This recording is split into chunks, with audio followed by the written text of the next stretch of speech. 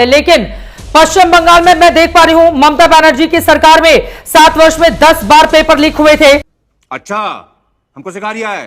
तमिलनाडु में 2022 में 10वीं और 12वीं छोटे छोटे बच्चे 10वीं 12वीं की परीक्षा देने के लिए जाते हैं, उसके प्रश्न पत्र लीक हो गए थे। अरे चाटना है चाटिए, जितना चाटना है चाट चाट के लाल कर दीजिए। राजस्थान में जब सरकार थी अशोक गहलोत साहब की, उस समय भी लगातार एक के बाद एक मामले इस तरह के सामने आते थे। कौन है ये लोग,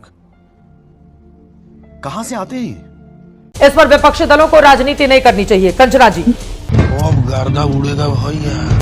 चित्रा जी, सबसे पहले तो मैं इस बात से बिल्कुल इत्तेफाक नहीं रखती हूँ कि इस बात पर राजनीति नहीं करनी चाहिए। ये बड़ी अच्छी बात कही आप। प्रधानमंत्री नरेंद्र मोदी जी ने कई बार टिप्पणी की जब कांग्रेस सरकार में पेपर लीक हुआ करते थे कि पेपर लीक के उद्योग चल रहे हैं। बात तो सही है।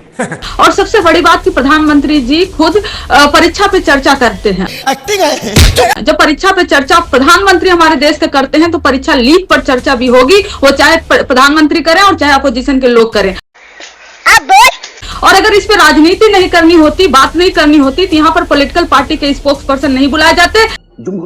यहाँ पर आप एक्सपर्ट बुलाती जो कि कैसे परीक्षा को लीक को रोका जाए उस पर बात करते। पॉलिटिकल पार्टी के रिप्रेजेंटेटिव नहीं होते।